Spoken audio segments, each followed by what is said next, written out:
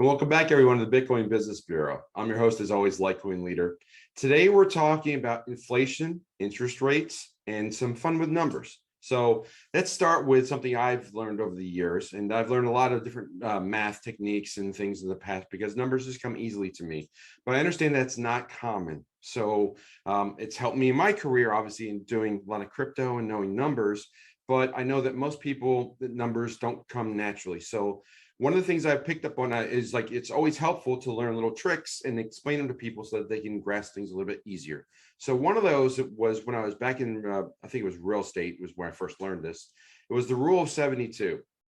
And it's used mostly in finance, but it's a basic math concept where you can take the number 72 and divide it by an interest rate or a growth rate and find out how long it's going to take for things to double or lose, or the opposite. You can, how long it's going to take for it to be cut in half.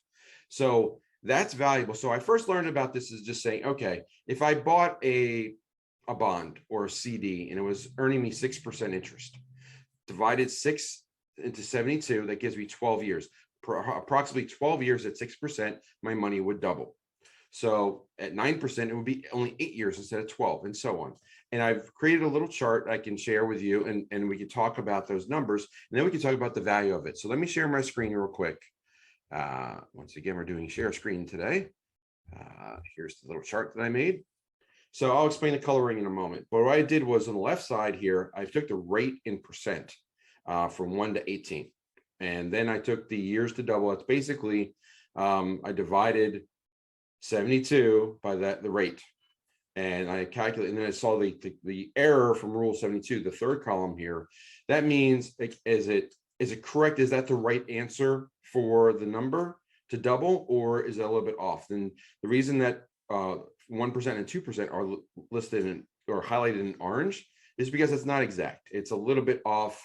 It's actually, it takes 70, I think it's 70 years for 1% to double. It might be 74, I'm not sure, but it's 72 might be a little bit heavy, or a little bit off. 36, it's for 2% is off by 1 year, but the sweet spot is the green section, and that's the 3% to 14%. If you use 3% or 14%, like you can see here that 3% is 24 years, 4% is 18 years. This is just 4 times 18 is 72, 7 times 10.2 is 72, those sorts of things. And you could see this is the increase over that time frame, and you can basically see it's like 2.03 to 1.96 something. So the section in green highlighted, it means it's pretty much accurate, except for maybe give or take a couple percentage points. Orange is off by a little bit, by more than 4%, and the ones in yellow, as you get above 14%, now you're more than 5 or 6%. You're more than 4% off. It starts to get less and less accurate the higher and higher percentage that it goes. That's just, this is an approximation, the rule 72, but it works really well between the 3% and 14%. And now what I did at the bottom here was I took 108 years. How long would it take for at 3.25%? What would that turn out to be? And the reason I chose 108 years, the Federal Reserve was created in 1913, as was the US dollar in its current form, or its form before Bretton Woods and the gold reset and all that, 1971 going off the gold standard, those sorts of things. But in essence, they have been trying, the Federal Reserve has been trying to keep the interest rate between 2 and 3% a year for over 100 years. So if you go and take 3.25% for 108 years, the actual increase of that or decrease, as it were, would be 31.6 times. So if the dollar was to be cut 31.6 times from its original value, its buying power left would be just over 3%.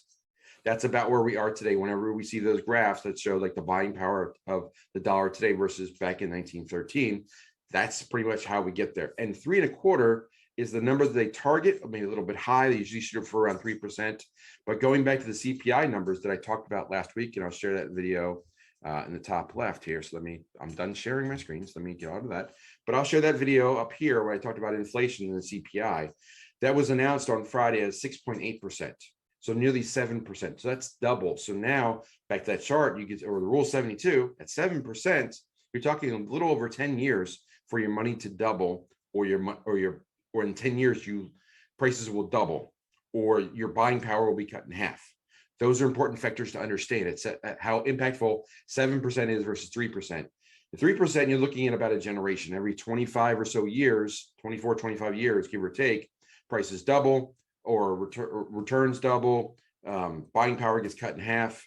So each generation gets harder and harder. That's why an older generation, like every generation finds it harder and harder to buy that house. And now millennials almost pretty much can't do it at all.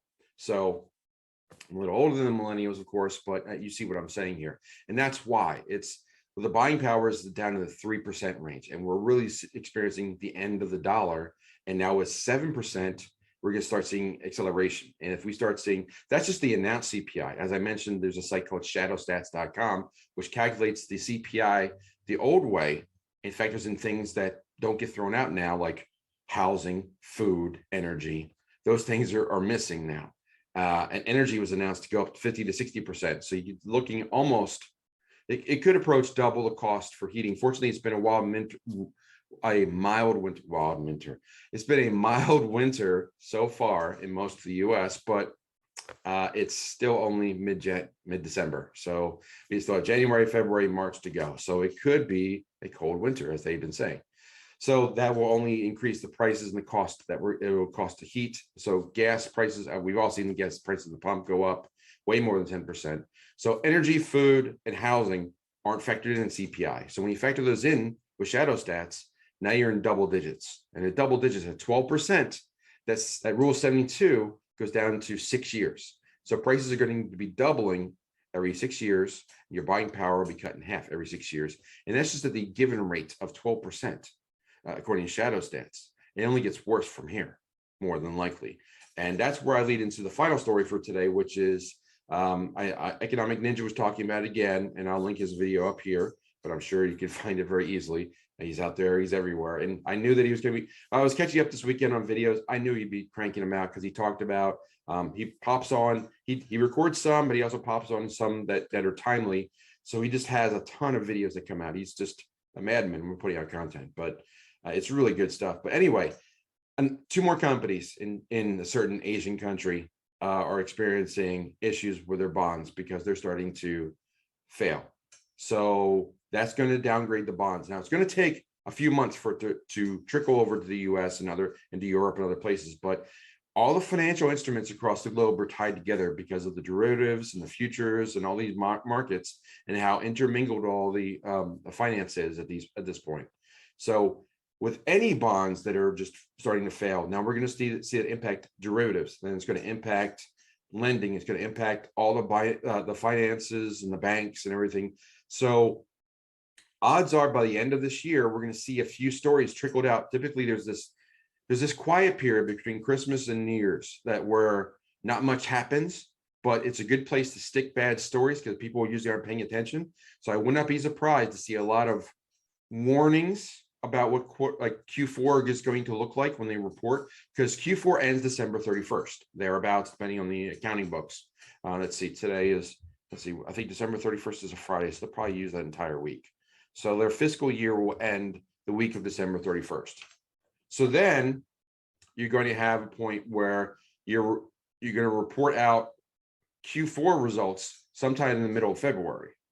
So we're going to have a lot of interesting news between end of December and middle of February, and it's going to be just trickling across the markets, and everybody's missing their numbers. Prices are going up.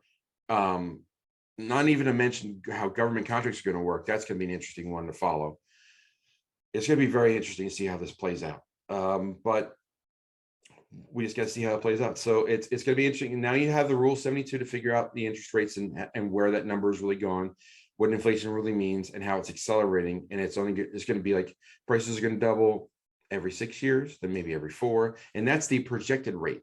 It's going to be exponentially going up, and that's the hyperinflation.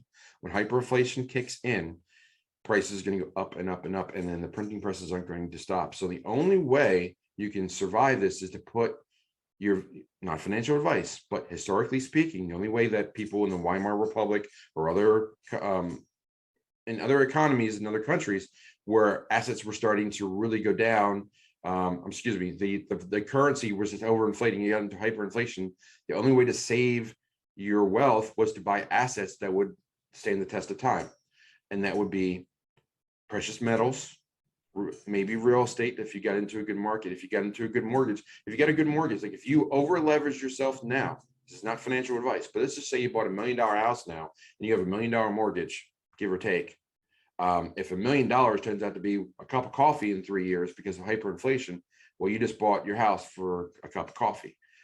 Not saying that's what's going to happen. Not saying that's probably what's going to happen. I think it's likely to happen to some in some regard. I don't think it's going to be quite that bad. They're going to intervene at some point and reset the currency at some point. They have to, because we just can't. I don't think the world would survive if a cup of coffee cost $1 million. But I think that something would have to intercede at that point. But what we're saying is that debts and fiat is going to be less impactful to most people's bottom line, because the money is going to change shape. It's the money, the dollar system is going to be replaced by something, and it might be like the new digital dollar, a Fed dollar, whatever they choose to do. And the old debts and those old dollars are going to have to be extinguished in some way, but it's probably not going to be for dollar what their current value is. So it's going to be interesting to see how this plays out. I look for a quiet time between now and the end of the year, except for the last week of the year, where you're going to start to see if you're paying attention. And I'm going to be taking some time off, but I will be paying attention and taking some looks as what's going on. So like, if something hits me, I might just pop on and do a recording. We'll see. But what I'm going to say is that look for quiet stories that come through that are hinting at bad fourth quarter results, and those will be distributed in February when you have the earnings calls for these public companies, and that's when things are really kick off if they haven't already. So between now and mid of February, you've got about 2 months.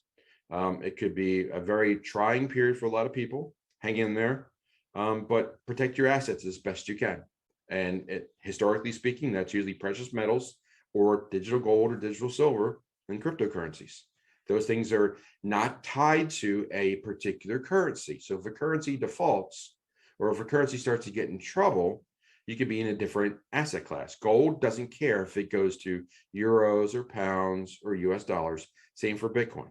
So just things to keep in mind as you are protecting your assets and you're learning about rules of 72 and accelerated inflation, hyperinflation. It's all coming, folks. We just got to get ready. So do the best you can. Plenty said today. I'll close the drawer on the bureau for now, and I'll say follow the leader, and I'll see you next time. All right, end there. Good enough. If I could